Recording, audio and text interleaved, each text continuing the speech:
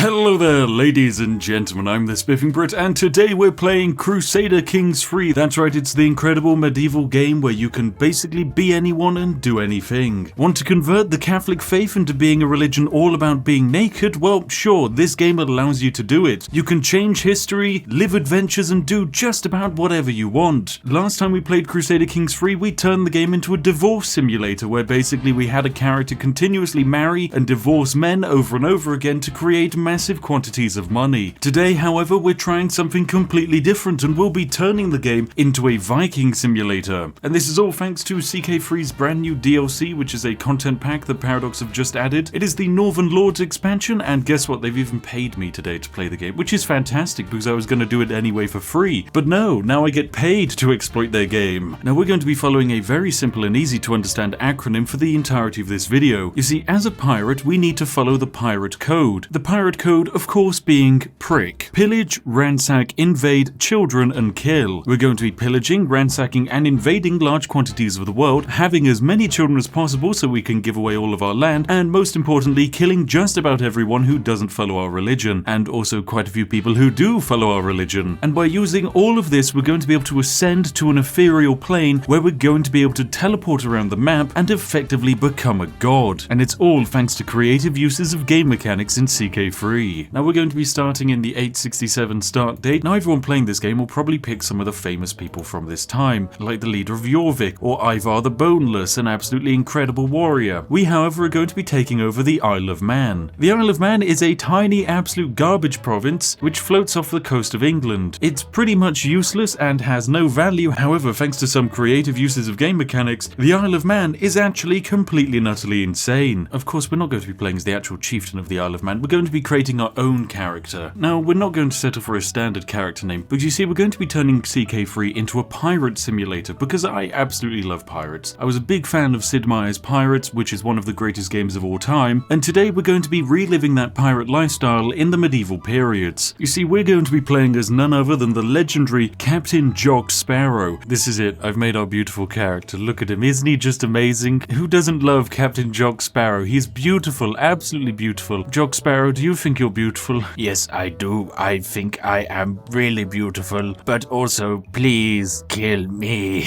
Oh, I'm afraid, Jock, I accidentally gave you so many traits that you're probably going to live until you're in your 80s. Now, we are going massively above the customization points limit, but that is just so that we can have a huge amount of fun in today's episode, because we're going to be doing some crazy things and also showing off some really silly exploits that this game has. So we're going to finalize our glorious creation here, because my goodness, is he not beautiful? And we're going to start our life as the legendary 16-year-old Captain Jock Sparrow of the Isle of Man. He is, of course, part of the Pirate Dynasty. We simply start out with one single little bit of land, the Earldom of the Mon, and that is genuinely it. We actually swear loyalty to Ivar the Boneless, one of the greatest Vikings in history, and we're probably not going to be able to gain independence until this man dies. But it's okay, because actually not having independence is an insanely powerful thing in this game. So let's simply start. So we made Jock Sparrow a absolutely perfect pirate. He's really good at martial, pretty bad at diplomacy, pretty bad at actually managing land. He's okay at intrigue. His intelligence is actually surprisingly high, but more importantly, he has excellent prowess. He's a brilliant strategist who can raid at an exceedingly fast speed, has additional supply, and can move ridiculously fast. He's also intelligent, a giant, Herculean, a legendary blade master. He's an August. He's an adventurer. Now this one's very important. He's also a Viking, but most importantly, he has one leg and one eye, just as all pirates should actually have. Now, one of the most powerful traits here that we have is the trait of adventurer. This is actually not a very expensive trait to have, but it lowers the cost of any men-at-arms you have by 50%. This is insane.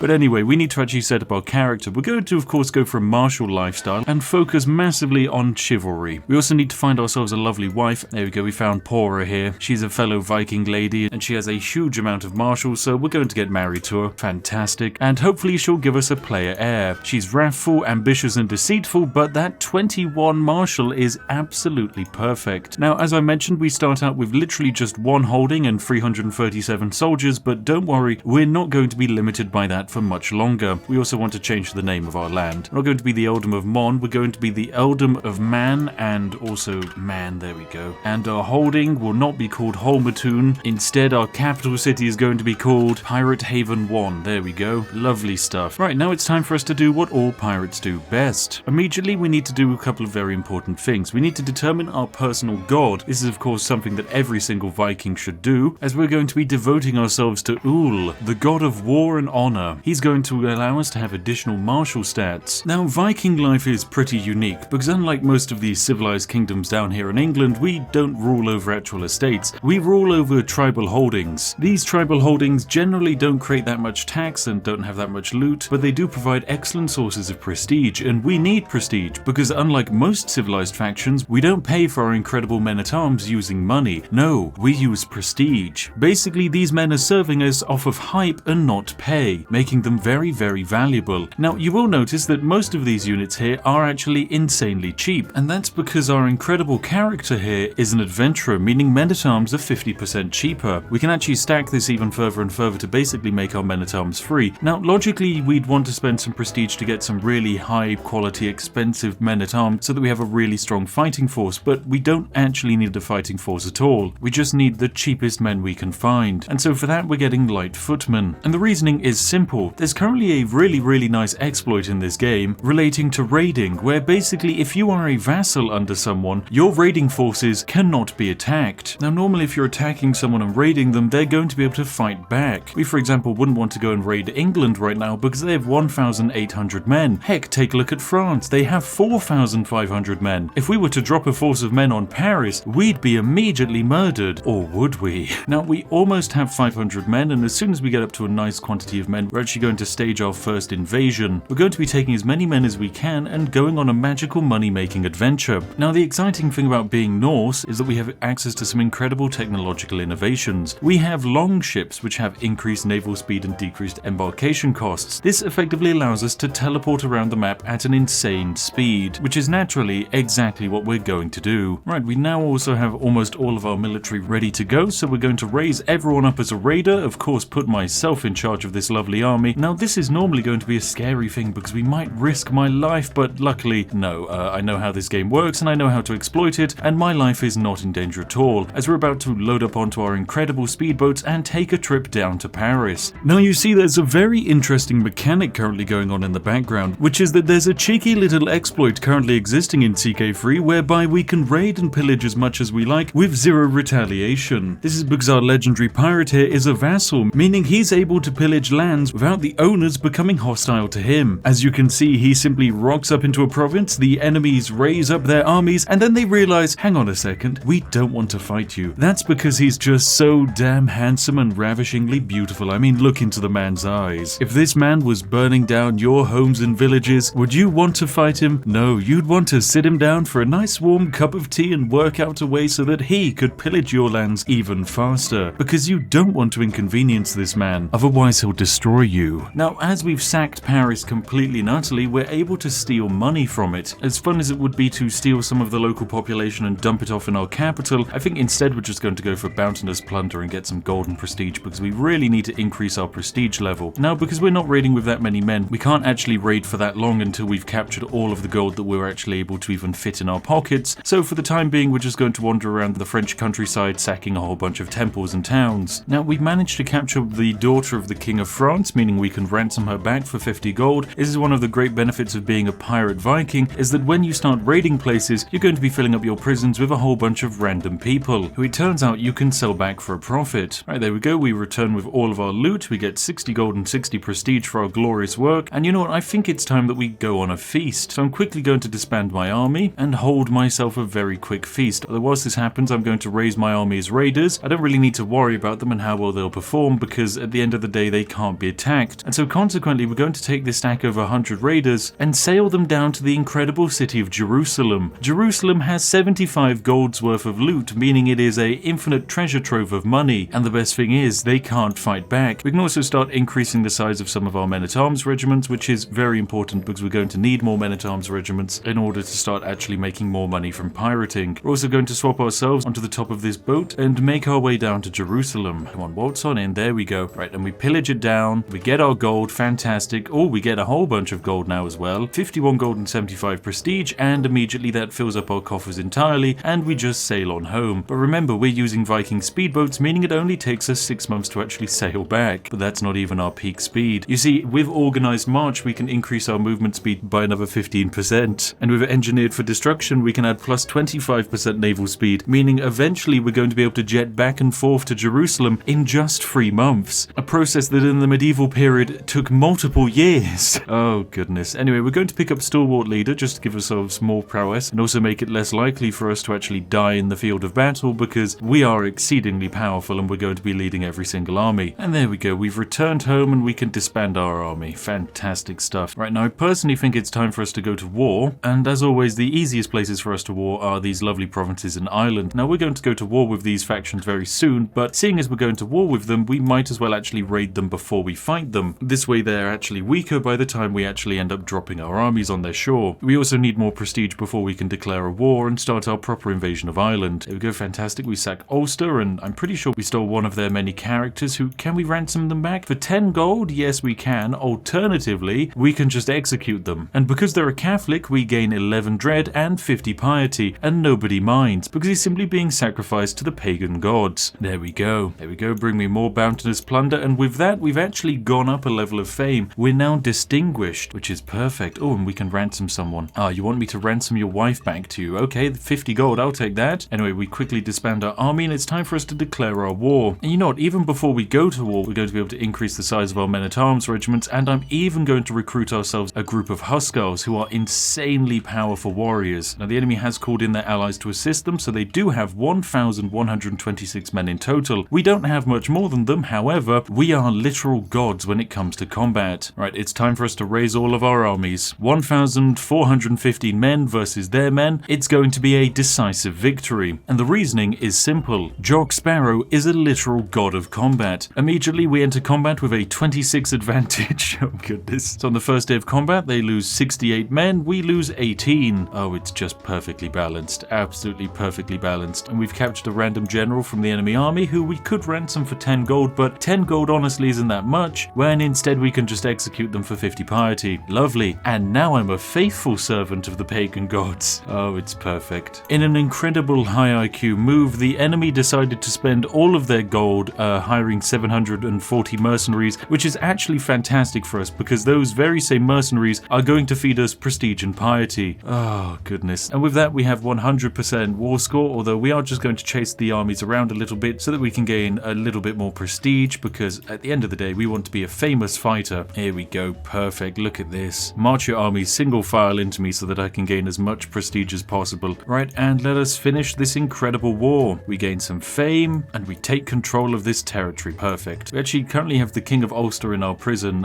which is a bit awkward because I was about to invade his lands. So I guess I have to ransom him from prison for 25 gold, and then we're probably going to have to just invade him immediately. Yep, he only has 98 men, so we're going to conquer this land. Absolutely no problems. Oh, and fantastic. I now have a son. Oh, he's Hale. That's brilliant. Right, and most importantly, we need to give him a lovely name. He will, of course, be Mega Chad 1, my glorious son. He's going to be incredible. Now, I realized I never actually explained why we're playing as the Isle of Man. It's very simple. If we manage to gain ourselves independence, we can pick this incredible decision here and elevate ourselves to the Kingdom of Man and the Isles. It gives us 2,500 renown, as well as a whole bunch of bonuses, like 7,500 men that just appear out of thin air. Now, whilst our entire government changes to feudal, meaning we can no longer raid, we actually do gain the bonus of the Legacy of Piracy. This allows us to raid regardless of government type and allows us to raid overseas provinces and sail in major rivers. It also increases our raid speed by 50%, which is insane because our raid speed is already 100% faster because we're a Reaver. If we can stack on even more modifiers, we can get up to a 200% raid speed. And you can probably see where we're going with this exploit. Oh, and we actually captured the enemy king in a battle. Okay, that makes this war a whole bunch faster. Right, fantastic. That's more land for us to enjoy. We're just going to keep our train rolling and immediately declare war on Brufini here, just so that we can take control of their capital and just gain control of more land. So some time has now passed and we've made a decent bit of money. Now we've just arrived back from an incredible raid on Jerusalem and have a huge amount of prestige and money that we now get to spend. We're also going to disband our army and of course hire ourselves a few more incredibly expensive Hussars, and then we're going to be taking these bad boys on maybe a few wars. Right now we are trying to kill our liege, Jarl Ivar the Boneless. He is about 60 years old, meaning he shouldn't actually be too difficult to try and murder, but we just want to try and get rid of him so that we can destabilize the realm a bit and we can start moving towards our own independence. Right now it's time for us to try and kill Jarl Jarl Ivar here. He does kind of like us, but basically we have a 95% chance to murder the guy. This is important because as soon as he dies, his kingdom, which is shown here, which we're a part of, should absolutely split and fragment among all of his children. And so can we murder him? And fantastic, we've killed him. Jarl Ivar the Boneless is dead, and consequently his realm is split into an absolute mess. And this means I actually gain a new king. This here is Jarl Sigfrop of Mon. He's basically the man who rules over me, and he owns the title of the Jarldom of Man, which of course he doesn't actually control any territory here, so we're going to actually murder him for my title. We're going to do a lovely independence war. He does have 5,000 allies. You know, I'm going to start an independence faction and be the only member, and because of my military power being 990% stronger than he is, I should actually be able to press my demands and try and gain complete independence from him, even though I am the only member of my own independence faction. So we're going to press demands and see what he says. Oh, great. Looks like we have to go to war. Fantastic. He is, of course, going to call in all of his allies. This is fine because what we're going to do is we're going to summon a few mercenaries. We're going to recruit an Anglo-Saxon mercenary company of 2,000 men, raising our army total up to almost 6,000, all under the control of Captain Jock Sparrow. Now, all we need to do is basically siege down their capital, and we should be able to gain complete control. Of course, it's an easy fight. We hardly lose any men, and the sieging has now begun. Oh, I have a brand new son. I mean, my wife died creating this child, but it's fine because look, he's robust and quick. This is an incredible child. He's going to be called Speed Child, and he's going to be powerful, trust me. All right, now it's only going to take us 4 months to siege down this province, and as soon as we have it sieged down, there's a good chance we're going to be able to capture our liege. Oh, so I need to get myself married again, don't I? All right, let's just find the person with the highest stewardship skill. Anna here, you'll do fantastic. Marry you into the family, and we can have you assisting with my domain. Perfect. Now, instead of actually sieging down my main provinces, the enemy armies have instead decided to wander into Ireland, meaning I can just simply waltz on over at a leisurely pace and absolutely smash them in the field of battle. We're about to witness some unperfectly balanced combat here, ladies and gentlemen. Oh, and I think that's actually 100% war score because we managed to capture the primary heir of the person we're fighting. However, we're going to keep fighting for a little bit simply because it's going to let us gain a whole bunch of prestige. Look at that, 543 fame. We're almost exalted among men. Let's chase down that enemy army. Oh my goodness, we're actually fighting so well, the enemy armies aren't even retreating. There were only 6 survivors in the slaughter at Oriel. We lost 99 men, they lost almost 2,000. Oh my goodness, we are insane. We are just a terrifying monster, and consequently we've become exalted among men just from the fame of us fighting. Right, let's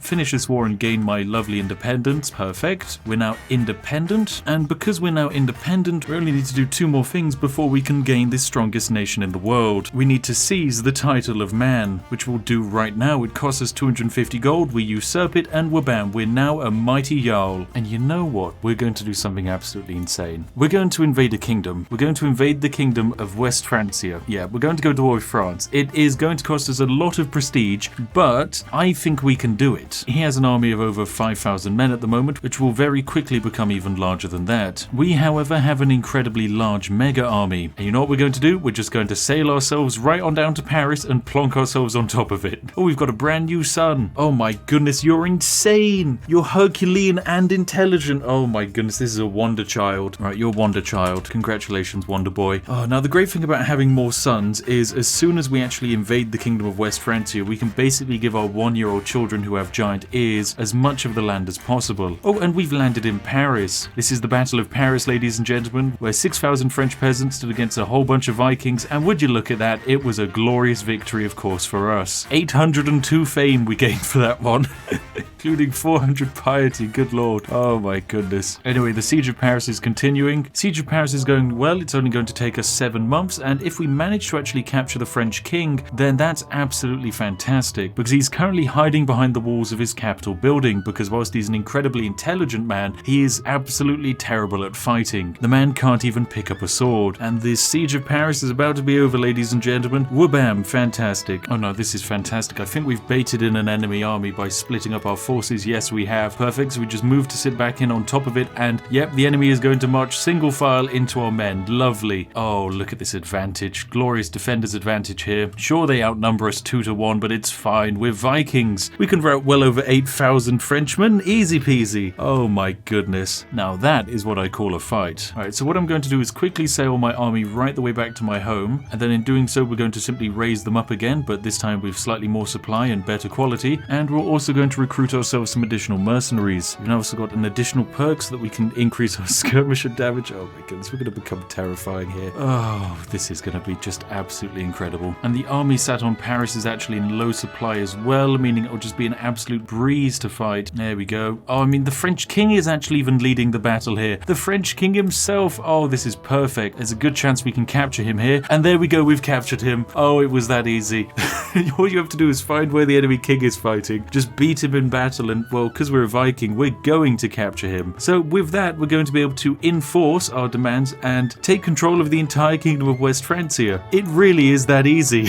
Look at how big Mon is. Oh, we need to change the name. Welcome to the Yaldom of Mega Man, ladies and gentlemen. Oh, this is incredible. Oh, and an adventurer with 8,000 men is actually attacking me. This random woman here who controls some random bit of land has 8,000 special soldiers. Okay, right, let's rally the troops and we'll defend against that. We're going to win this fight decisively. It should be an absolute massacre, and then this invasion will be completely and utterly over. There we go. 8,400 enemy soldiers died. We lost 258. This gave us 2,175 fame, and we captured them. This makes us a living legend. This is it. This is absolutely it. Oh my goodness. Can we ransom their release for 93 gold? Yes, we can. Give me the money. Oh my goodness. And enforce demands. This is over. Right, let us disband all of our military, return it home, but more importantly, we can hold a grand blot, ladies and gentlemen. We can elevate the kingdom of Man and the Isles. We can found a new kingdom if we wanted to. We can do whatever we like. Oh, this is perfect. Well, I think, ladies and gentlemen, this is the end game now, so let us fire off these incredible decisions. Firstly, we're going to hold ourselves a grand blot, also known as a mass sacrifice, so that all the residents of Mega Man come together and sacrifice people to the gods. We're going to invite just about everyone in the lands. We're going to spend 100 gold. Every lord and commoner shall be invited, and trust me, they're all going to want to join. Right, and after holding our incredible grand blot, I think it's naturally time for us to elevate the kingdom of Man and the Isles. This is going to form us into a pirate kingdom effectively, and give us 7,500 men. So to infamy and immortality, ladies and gentlemen, here goes 2,000 prestige. A kingdom of pirates. For years I've piled the waterways of the world, reaving and raiding and raising. I've stolen more gold than most kings will ever see, and my name is cursed from the Irish Sea to Cathay. Oh my goodness. I am without Scourge, the most infamous man alive, Scourge of the seas, and have poured my loot and reputation and heavy settling into the fortifications of the Isle of Man. This is it. I am the Lord of Blood and Gold. Oh my goodness, I gained the name the Great and the Terrible. Now this is fantastic, but it gives us also the renown necessary to level up our dynasty. Right, because we've now become an incredible kingdom, the kingdom of Man and Isles, we've gained a few incredible bonuses. Most importantly, we're now actually a proper king who has castles instead of random plots of land. We have a much larger army, now almost 12,000 men. We can still recruit the incredible Viking warriors, however we now have to pay them with gold instead of prestige, but that's fine because they're still insanely cheap because we're an adventurer. I mean, look at that. My Vigman here costs 0.09 gold per month. That is absolutely fine. And our capital here, Pirate Haven 1, has now become a literal god location. We can build every single building because it's such a special location, and the buildings are cheaper and they build faster. It's only going to take us 2 months to build most of these buildings, which is just absolute insanity. But we now have access to an incredible military force. Say hello to the Pirate Hordes, a group of 7,500 soldiers that are just able to pillage anything we want. And so using this incredible force, we're going to go make ourselves some money. You know what, speaking of Scotland, now's probably a very fun time to mention that, of course, a few videos ago we exploited a website to gain a whole bunch of land in Scotland and mess about with lordship titles, and I said that if that video managed 50,000 likes, I would go and buy myself a duke title from Sealand. Lo and behold, you guys put a lot of likes on that video, and now I am a Duke of Sealand. I spent £500 on it, so thank you very much for one of the greatest wastes of monies that I've ever invested in. But hey, maybe I can find a couple of exploits of this bad boy. But as always, thank you for liking the videos. You allowed this craziness to happen. Anyway, onwards with smashing the Scots. Well, and also I guess most of the entire world. Right, we're doing a little bit of shenanigans right now with our incredible Captain Jock Sparrow and his gigantic mega nose of power, because we decided to do a bit of pillaging. We managed to pillage the papacy here in Rome, and in doing so, we captured the bloody Pope.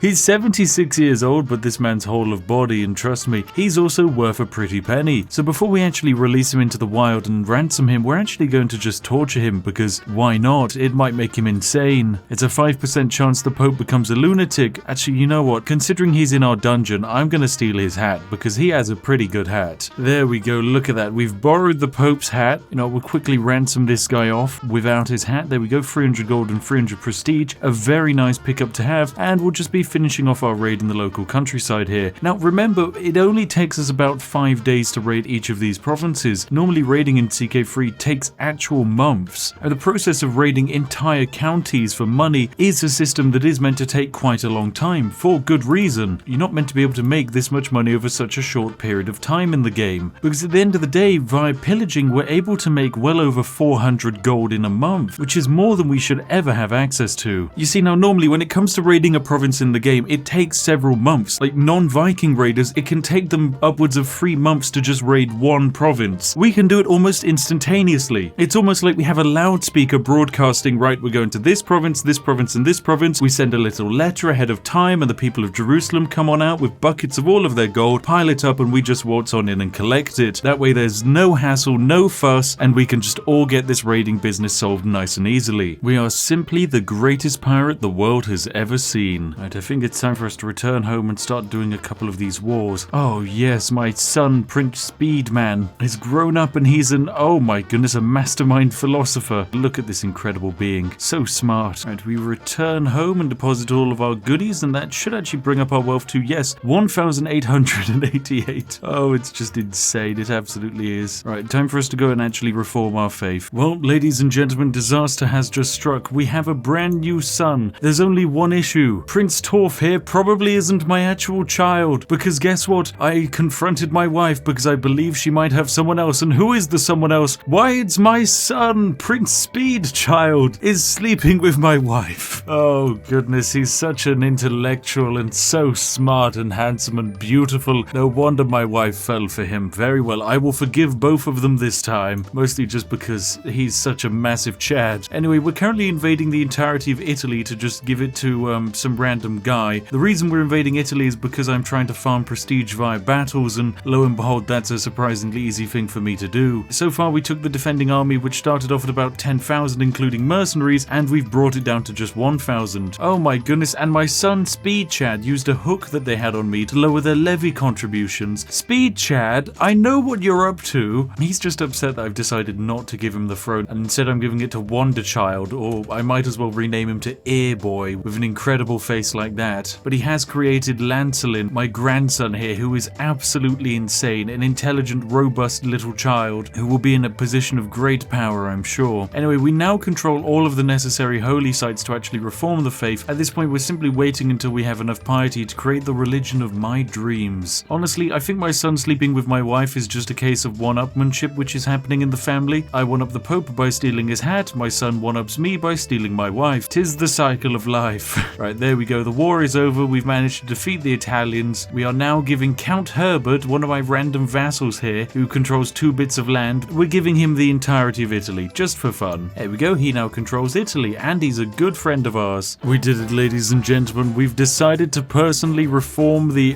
true faith, and we've created quite a special faith. We haven't just made a new religion. We've made a new religion with us at the head of it, but this is a new religion with money making prioritized. We got rid of the concept of doing a great blot, and instead we've created communion. Communion is fantastic because it effectively means that people will go to the head of the faith and pay gold in exchange for basically having all of their sins wiped off the map. And the best news is, I'm the head of the faith! That's right! So what are we going to do with our brand new religion? Well, we're going to go to the King of Aquitaine here, and we're just going to do a holy war for his entire kingdom. Because why not? Oh, actually, we need a little bit of piety before we do that. Can I burn prisoners for piety anymore? I can! Oh, now that's just fantastic. That's going to speed up this process massively. Right, this is it, ladies and gentlemen. It's time for the pirates to really show the world what they're made of. We're going to war. In a single lifetime, we started as a puny vassal on a tiny island with no wealth, and just over the span of 30 years, we've managed to conquer a huge quantity of land, including Constantinople and most of northern France. We've also reformed an entire religion and turned the Isle of Man into a pirate haven that is mass-producing gold at a terrifying rate. Now what are we going to do? Well, we're going to launch an invasion on Aquitaine. We're going to take the entire kingdom in one holy war. They only have 1,600 troops. We're going to deploy a heavily trained army of 6,500 men and watch as they solo the entire war. Right, we're simply going to sail up the river straight to the enemy's capital, and then we're going to seize control of it. Right, so we're going to jump on top of the enemy of my enemy, simply so that they can't actually properly siege them down. Our siege speed is incredible, considering this is the early medieval ages where catapults and trebuchets weren't really readily available. We're able to just walk up to forts that should take years to siege and do it in one single month, just because we have a whole bunch of angry screaming Vikings. Oh, what's that? Is that the enemy mustering an army behind me? They mustered 0 men and then disbanded.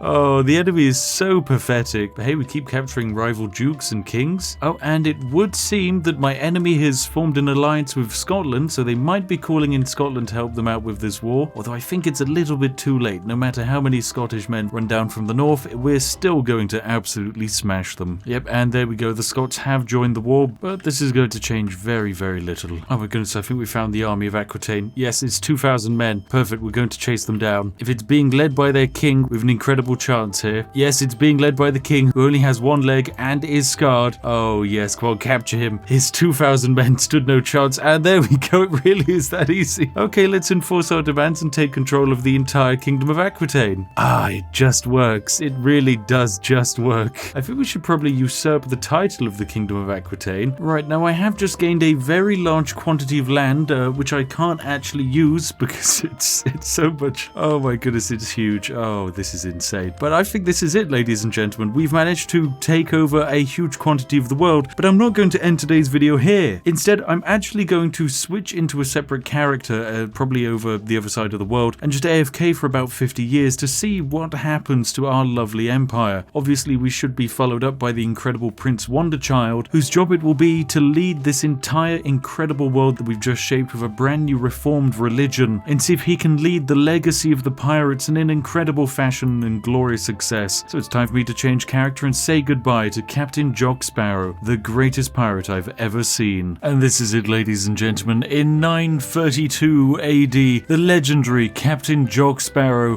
drank himself to death at age 81. What an incredible man. He lived to the age of 81. He achieved many things. He was an absolute giant, intelligent monster of murder machines. Over his lifetime, he murdered 63 characters and formed the Empire of Francia after starting out as just a lowly count on the Kingdom of Man. He leaves behind him a legacy of many, many incredible children, like Speed Child here, whose job it is to try and maintain total control of the Empire and invade more and more places to expand the dynasty even further. The Pirate Dynasty is a long one, and it's an incredible one. Well, ladies and gentlemen, this is it. The year is 1066, and this is the full spread of the Pirate Dynasty. As you can see, the Empire of Francia, which they decided to remain as, has done some unique things. It's basically invaded its way into most of Germany and also the northern tips of Spain, as well as expanding its foothold into northern Africa and a large quantity of the Byzantine Empire. Currently, the greatest event happening inside the empire is the Emperor Nigel here is currently at war with his, I guess, distant cousin of an offshoot of the same pirate dynasty called the House of Say. This offshoot is led by the 57-year-old King Roland, who has a learning score of 38, which is just utterly insane. But how did the actual dynasty fare? Well, the Pirate Dynasty has basically fully maxed out just about everything. It's a now significant house, and it will very soon be famous. It currently has 655 living members. There are 53 houses in total which are offshoots of our original dynasty, which started with just one person. The man, the myth, the legend, the great-great-great-grandfather of the current emperor, Captain Jock Sparrow the Great and Terrible. What a absolute being. And so brings an end to our incredible legend of Captain Jock Sparrow, the man who started with nothing and was physically incredible and managed to create an entire empire and a dynasty that would now go on to last for hundreds and thousands of years with hundreds and thousands of members. What an incredible being. Truly, this is a moment where I internally press F in the comment section for the legendary story of the Captain Jock Sparrow. Anyway, that's all we actually have in store for today, folks. If you want to check out this DLC, then by all means do so. This video is of course sponsored by Paradox, so hey, thanks for all of the free money, which I'm going to go immediately spend on a whole bunch of tea, so thank you very much. And if you enjoyed this video, then make sure to give it a like, and heck, if you want to see more like this, then you can even consider subscribing. My goodness, wouldn't that be fantastic? Anyway, we've got a couple more exploit videos coming up soon. They're going to be pretty incredible, so make sure you keep your eyes out for them, as trust me, you don't want to miss them. Anyway, as always, a massive massive thank you to each and every one of our majestic patrons, and as always, I'll see each and every one of you in the next one. Have an absolutely fantastic day, and goodbye for now.